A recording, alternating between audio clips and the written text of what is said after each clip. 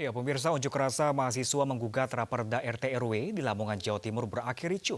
Mahasiswa dan polisi terlibat saling dorong.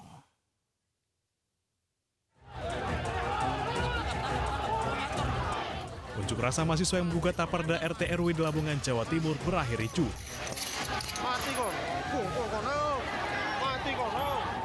Mahasiswa dan polisi yang mengamankan unjuk rasa terlibat saling dorong.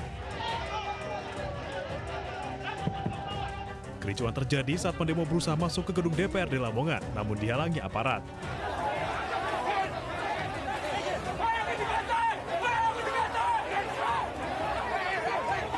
Polisi yang mencoba memukul mundur mahasiswa sempat kewalahan karena mahasiswa tetap mencoba merangsek ke gedung DPRD.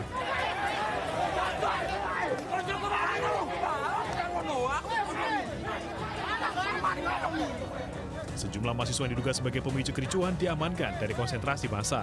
Di mana Raperda ini sudah cacat hukum dan kita juga menemukan beberapa redaksi yang ini juga menjiplak ataupun plagiat terhadap Raperda kabupaten lain, di mana kabupaten itu Kabupaten Sukoharjo. Nah, kita menyayangkan mengenai penyusunan Raperda ini juga tidak sesuai dengan wilayah kondisi kultur di Kabupaten Lamongan. Untuk mendinginkan suasana, perwakilan DPRD menemui pendemo untuk memberikan penjelasan terkait dengan pembahasan Raperda RT RW. Meski demo tetap dilanjutkan, namun suasana kembali kondusif. Dari Lamongan, Jawa Timur, Abdul Wahid, iNews melaporkan.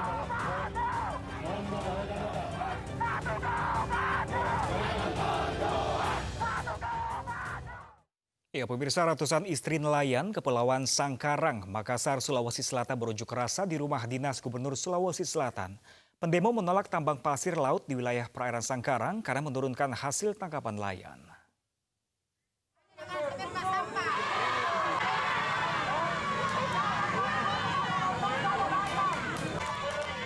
Unjuk rasa menolak tambang pasir laut di perairan Kepulauan Sangkarang disuarakan ratusan masyarakat dari Aliansi Nelayan Kepulauan Sangkarang di depan rumah dinas Gubernur Sulawesi Selatan.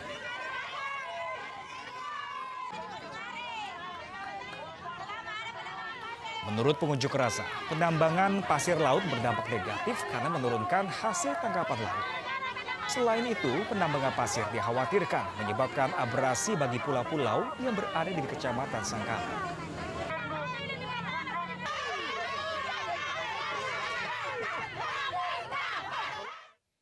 DPRD Jember memberhentikan Bupati Jember Faida dalam rapat paripurna pernyataan pendapat pemakzulan Bupati Faida akibat dianggap tidak pernah berkoordinasi dengan anggota dewan.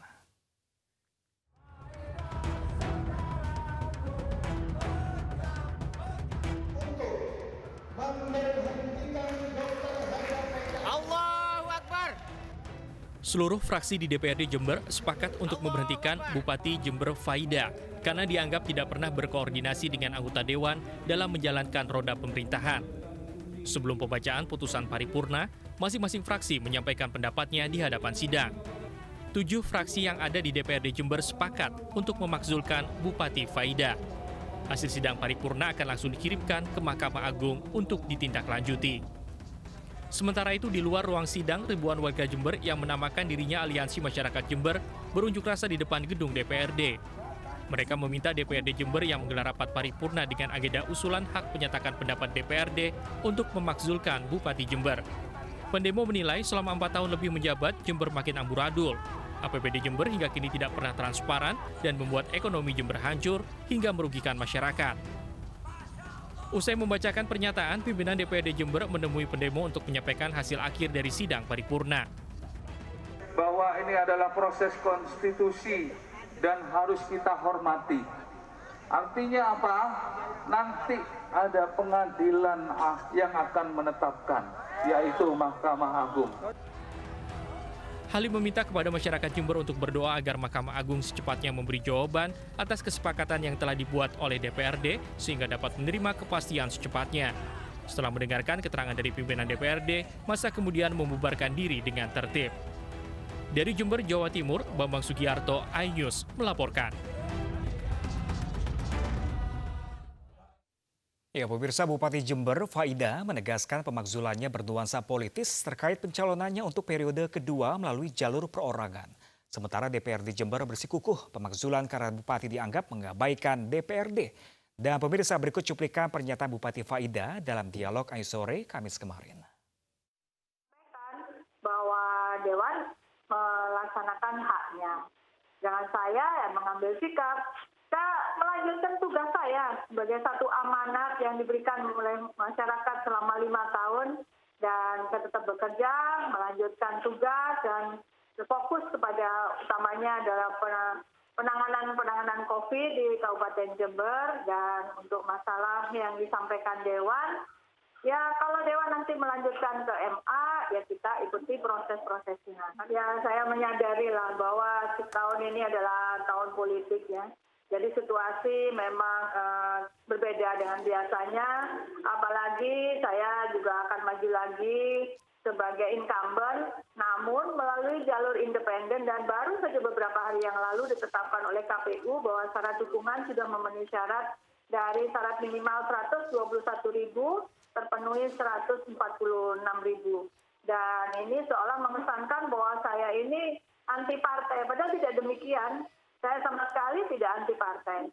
Namun tidak ada alasan buat saya untuk menolak keinginan masyarakat pendukung mencoba melalui jalur independen. Dan saya tentu saja tetap membuka peluang untuk berkomunikasi dengan partai. Karena membangun Jember ini tidak sesederhana itu. Tapi tuduhan yang disangkakan ke Ibu Faida, Ibu mengiyakan atau seperti apa, Ibu? Kalau saya mempersilahkan kalau Dewan ini menggunakan hak-haknya. Mekanismenya ada dan diatur di undang-undang. Dan kalau Dewan melanjutkan ke MA, ya nanti akan ada pembuktiannya di MA. Sejauh ini apa yang disampaikan oleh Dewan itu baru bersifat dugaan-dugaan saja. Dalam tertulis yang mereka buat itu semua ada dugaan 1, dugaan 2, dan dugaan-dugaan lainnya. Tentu saja kalau ini dibawa ke MA tentu akan ada pembuktian. Proses berjalannya pemerintahan itu kan kalau kita bicara Undang-Undang Nomor 23 2014 soal pemerintahan daerah, yang disebut pemerintahan daerah itu Bupati dan DPRD. Nah, artinya bahwa paket dari pemerintahan daerah itu Bupati dan DPRD. Selama memerintah 4 tahun pemerintahan Bupati yang sekarang ini, tidak ada komunikasi yang bagus, tidak ada sinergitas yang bagus, dan ini ya kalau kami lihat dari karakter kepemimpinan. Jadi persoalan ini dan ingat semua partai dan semua fraksi dan hampir seluruh anggota dewan dan kalau yang hadir seluruh anggota dewan.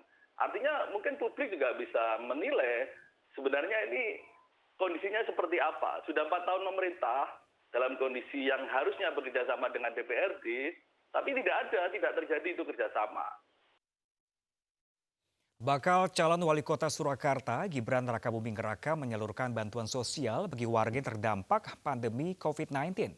Sementara itu, dukungan kepada pasangan Gibran Rakabuming Raka dan Teguh Prakosa di Pilkada Surakarta 2020 terus mengalir.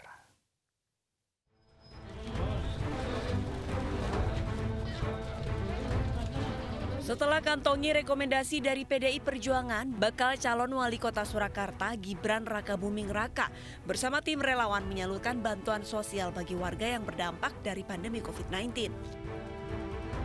Gibran belusukan ke rumah-rumah warga untuk bertemu langsung dengan warga Surakarta. Putra sulung Presiden Joko Widodo telah membentuk tim pemenangan Gibran Teguh untuk menyalurkan bantuan kemanusiaan. Teman-teman relawan tetap turun untuk melakukan kegiatan-kegiatan kemanusiaan. Mereka, teman-teman relawan ini kan bukan relawan politik, tapi relawan kemanusiaan. Jadi setiap hari turun untuk membantu warga yang ada di pasar, di kampung-kampung semua. Sementara itu, dukungan kepada pasangan Gibran Rakabuming Raka dan Teguh Prakosa di Pilkada Surakarta 2020 kembali mengalir. Kali ini, Dewan Pimpinan Wilayah Partai Persatuan Pembangunan Jawa Tengah ikut masuk ke dalam barisan pendukung Gibran Teguh. P3 anggap Gibran mewakili kelompok muda dan berpeluang besar memenangi pemilihan wali kota Surakarta. Dari Solo, Jawa Tengah, Septiantoro, Ainus melaporkan. Ya, sementara itu pemirsa, Dewan Pimpinan Daerah PDI Perjuangan akan mengusung Bobi dalam pemilihan wali kota Medan. PDI Perjuangan menyatakan Kota Medan membutuhkan sosok pemimpin muda yang energik.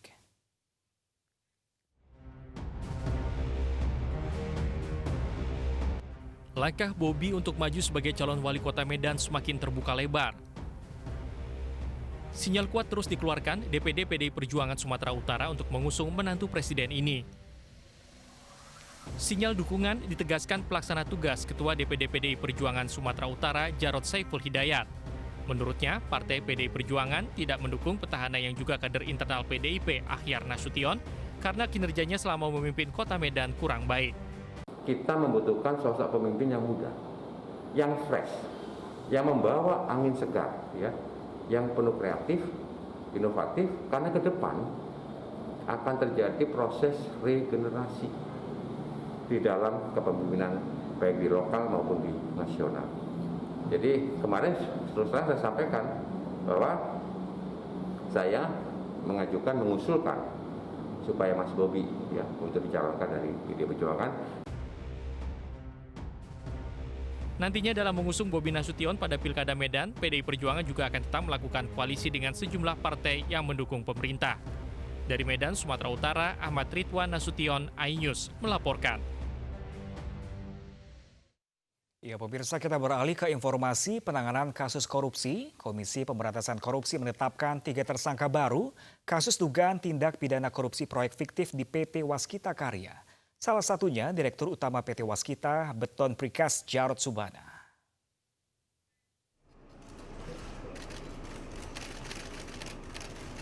Jarod Subana ditetapkan sebagai tersangka dalam jabatannya sebagai mantan Kepala Bagian Pengendalian Divisi 3 PT Waskita Karya kurun waktu 2009 hingga 2015. Adapun tersangka lainnya adalah Desi Aryani selaku mantan Kepala Divisi 3 dan Fakih Usman, mantan Kepala Proyek dan Kepala Bagian Pengendalian Divisi 3 di PT Waskita Karya periode 2009-2015. Total 5 tersangka akan ditahan hingga 11 Agustus 2020 di rutan yang berbeda-beda. Perkara dugaan tindak pidana korupsi proyek fiktif di tubuh BUMN PT Waskita Karya berawal dari kontrak kerja fiktif pada 14 proyek pekerjaan. KPK mencatat kerugian negara sebesar 202 miliar rupiah akibat kasus ini.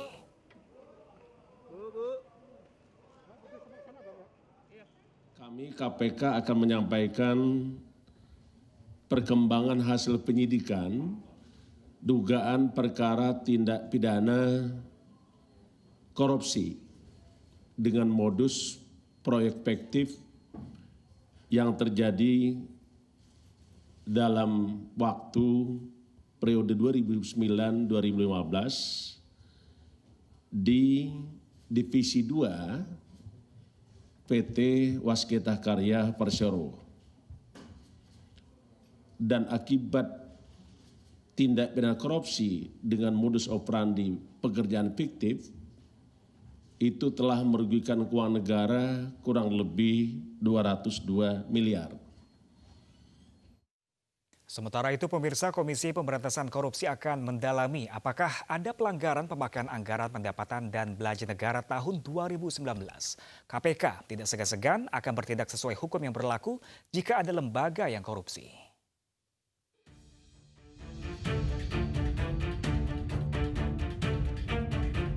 Badan Pemeriksa Keuangan BPK menemukan 5 kementerian dan lembaga yang menggunakan rekening pribadi dalam pengelolaan dana dari anggaran pendapatan dan belanja negara tahun 2019.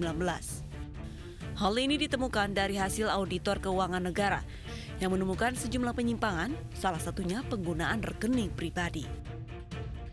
Kelima instansi tersebut adalah Kementerian Pertahanan, Kementerian Agama, Kementerian Lingkungan Hidup dan Kehutanan, Badan Pengawas Pemilu, dan Badan Pengawas Tenaga Nuklir dengan nilai mencapai 71,78 miliar rupiah. Ketua BPK memaparkan bahwa temuan ini telah disampaikan kepada instansi terkait, begitu pula rekomendasi yang harus ditindaklanjuti. Ada 5 bagian yang tingkat kompleksitasnya berbeda-beda. Ada yang kemudian dalam proses itu memang dilakukan pembenahan, tetapi juga ada yang memang masih ada masalah. Jadi dia belum di-store ke kas itu. Ada yang kemudian walaupun itu pakai rekening pribadi, namun demikian dia merupakan bagian dari kas yang disajikan dalam laporan keuangan. Tetapi ada yang juga di luar itu. Ketua KPK Firly Bahuri menegaskan akan menindaklanjuti laporan hasil analisa dari Badan Pemeriksa Keuangan terhadap sejumlah kementerian serta lembaga negara. Laporan pertama adalah laporan hasil analisis PPATK, itu kita bisa gunakan. Yang kedua adalah laporan hasil pemeriksaan yang dilakukan oleh BPK RI. Ini sumber informasi yang kita dapatkan. Dari laporan-laporan tersebut, Deputi Penindakan melakukan koordinasi dengan para pihak, terutamanya BPK, terkait dengan laporan hasil pemeriksaan atas laporan keuangan pemerintah. Apakah itu pemerintah pusat, apakah itu kementerian lembaga, itu sejauh ada laporan hasil pemeriksaan BPK, itu kita tindak lanjuti. Berdasarkan laporan hasil analisa BPK, KPK akan mendalami adakah indikasi perbuatan pidana atau kesalahan administrasi. KPK akan bertindak sesuai hukum yang berlaku jika terbukti adanya penyelewengan anggaran atau dugaan korupsi. Tim Liputan iNews melaporkan. Setelah 3 pegawai RRI positif COVID-19, seluruh pegawai diswab massal. Informasi selengkapnya sesaat lagi, tetaplah bersama kami.